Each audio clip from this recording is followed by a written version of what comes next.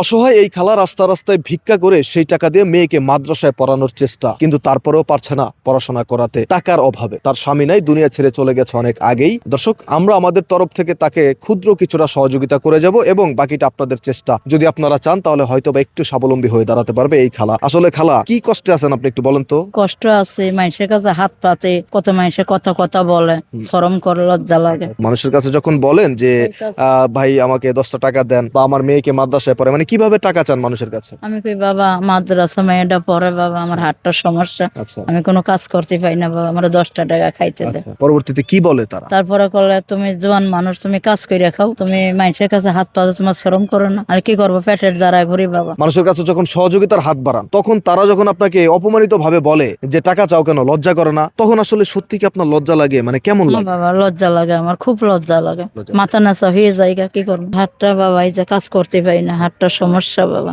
দর্শক, ওনার হাতে জন্মগত ভাবে প্রতিবন্ধী, জন্মগত ভাবে না, হ্যাঁ প্রতিবন্ধী, আমি কাজ করতে পারি না হাতটা দিয়ে। খালা আপনার স্বামী কতদিন আগে মারা গেছে? প্রায় 7 বছর হবে। প্রায় 7 বছর আগে স্বামী মারা গেছে আপনার। হ্যাঁ। মেয়ের বয়স কত? মেয়ের বয়স তো বিয়ের যুক্ত, মেয়েটা বিয়ের যুক্ত। মেয়ে বিয়ের যোগ্য? হ্যাঁ হ্যাঁ। এই মেয়েকে ভবিষ্যতে বিয়ের সাথে কিভাবে দিবেন, প্ল্যান করছেন? না, টাকা নাই, টাকার জন্য মাদ্রাসায় পড়াতে পারলাম না, আর বিয়া দইমু কেমনি।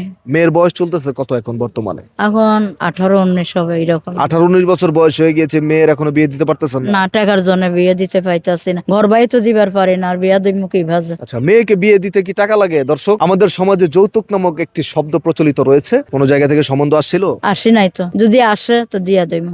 দর্শক, আমরা চাইলেও পকেটের টাকা দিয়ে সবাইকে সব সময় সহযোগিতা করতে পারি না, কারণ আমরা একে একে 10 জনকে সহযোগিতা করলে অ্যামাউন্টের সংখ্যাটা অনেক বড় হয়ে দাঁড়ায়। তো সেই জায়গা থেকে আমরা সবসময় চেষ্টা করি ক্ষুদ্র কিছুটা দিয়ে সহযোগিতা করার জন্য, বাকিটা আপনাদের উপর। আপনারা চাইলে তাকে একটু সহযোগিতা করতে পারেন। দর্শক, ভিডিওটা প্রচুর পরিমাণ শেয়ার করবেন আপনারা, যাতে এই ভিডিওর আর্নিং এর টাকা দিয়ে পরবর্তীতে আমরা খালার সাথে যোগাযোগ করে অন্তত ছোটখাটো একটা ব্যবসার ব্যবস্থা যদি করে দিতে পারি। যদি আপনারা চান তাহলে সেটা সম্ভব। খালা তেমন বেশি টাকা নাই বুঝছেন, আমরা আরো কয়েকজনকে কথা দিয়ে আসছি। আপনি হচ্ছে আপাতত আজকাল ঘর ভাড়া দেই নাই, আর খালি করে বাড়িয়ে যাও বাড়িয়ে যাও। আর আমার মায়া ডারেলি কোন জায়গা যাইমু, আমার তো থাকার জায়গা নাই। মানে কেন বলে বের হয়ে যেতে বলে কেন? ওই যে টাকাটা দেই নাই, আমি কইছি কি টাকা যদি দিয়া দেই তা আমি ভাত তরকারি মেয়েটা আছে উনি খাবে, আমি খাইমু, কিভাবে আপনারা টাকা দিমু আমি। আচ্ছা, যাই হোক খালা, এখন বিষয় হচ্ছে আমাদের তরফ থেকে আমরা আপনাকে এই টাকাটা একটু গোনেন, কয় টাকা আছে এখানে? 500। আপনি আপাতত এটা নেন, বাকিরা দর্শকদের উপর ছেড়ে দিলাম। দর্শক যদি একটু সহযোগিতা করে, যদি একটু ভিডিওটা বেশি বেশি লাইক কমেন্ট শেয়ার করে, তাহলে হয়তোবা পরবর্তী এই ভিডিওর আর্নিং থেকে আমরা আপনাকে কিছুটা সহযোগিতা করে দিতে পারবো। দর্শক,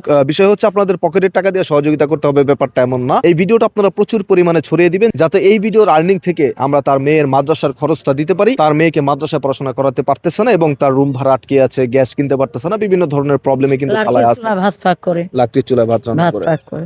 আচ্ছা, যাই হোক, তো দর্শক, আসলে 10 মিলে করি কাজ, হারি জিতে না ইলাজ একটি কথা আছে। 10-এর লাঠি 1-এর কিন্তু বোঝা হয়ে দাঁড়ায়। আমি একা চাইলেও আমার দ্বারা সবাইকে সহযোগিতা করা সম্ভব না। আপনারা সবাই মিলে একটু একটু করে যদি আমার ভিডিওগুলো ছড়িয়ে দেন সবার কাছে, তাহলে সেইখান থেকে আর্নিং এর টাকা দিয়ে কিন্তু আমি তাদের মতো মানুষকে সহযোগিতা করতে পারি। আপনারা অবশ্যই এই ভিডিওটা বেশি বেশি ছড়িয়ে দিবেন। সবাই ভালো থাকবেন, ধন্যবাদ।